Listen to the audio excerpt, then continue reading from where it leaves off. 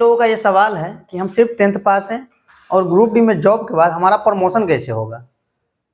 ITI हमारे पास है नहीं और सिर्फ 10th पास है, ग्रेजुएशन नहीं है, इंटर नहीं, कुछ भी नहीं है, सिर्फ 10th पास है, पढ़ाई कर रहे हैं।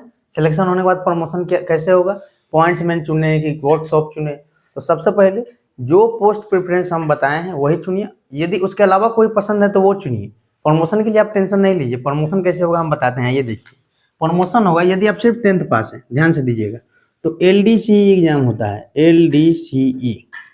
तो एलडीसीई एग्जाम से आप यदि टेक्नीशियन बनना चाहते हैं तो देखिए यहाँ पे टेक्नीशियन का यहाँ पे वैकेंसी आ गया एलडीसीई एग्जाम से। तो एलडीसीई आपको बोलती है ग्रुप डी में सिर्फ आपको 3 साल का जॉब होना चाहिए और कोई आप पे कानूनी कार्रवाई ना हो रहा हो, रेलवे से कोई चार्जशीट ना मिला हो उस समय जिस समय वैकेंसी आया हो। तो 3 साल का यदि आपके पास जॉब है तो आप एलडीसी से फॉर्म भरिए, एग्ज़ाम दीजिए और बन जाइए टेक्नीशियन। अब टेक्नीशियन से क्या बनना है आपको, जेई बनना है। टेक्नीशियन से क्या बनना है, एसएससी बनना है।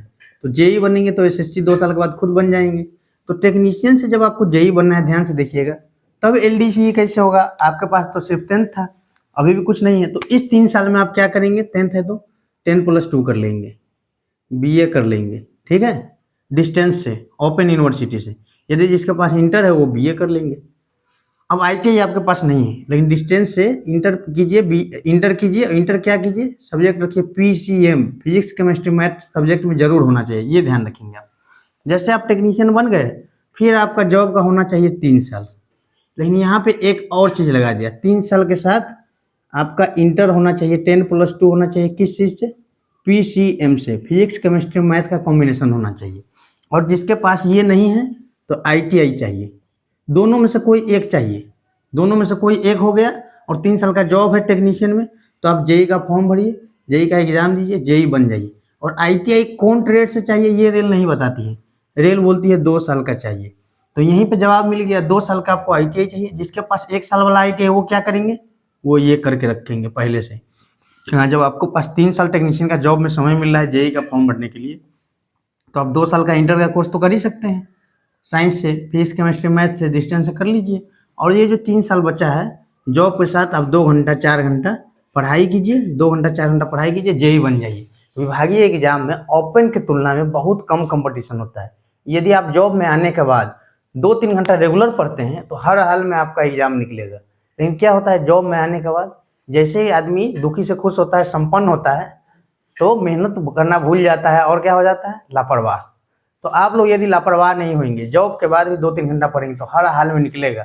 कई हमारे मित्र हैं जो टेक्नीशियन से जेई बने हैं। आप लोग समझ गए कैसे प्रमोशन होगा। यदि कोई क्वेरी हो, कुछ चीज़ नहीं समझ में आया हो तो कमेंट कर दीजिएगा। और हाँ, सभी चीज़ पे वीडियो बनाना मेरे लिए संभव नहीं है, हमारे पास जॉब भी करते हैं, साथ में थोड़ा बहुत पढ़ाई भी करते हैं, तो मेरे पास भी समय का अभाव है।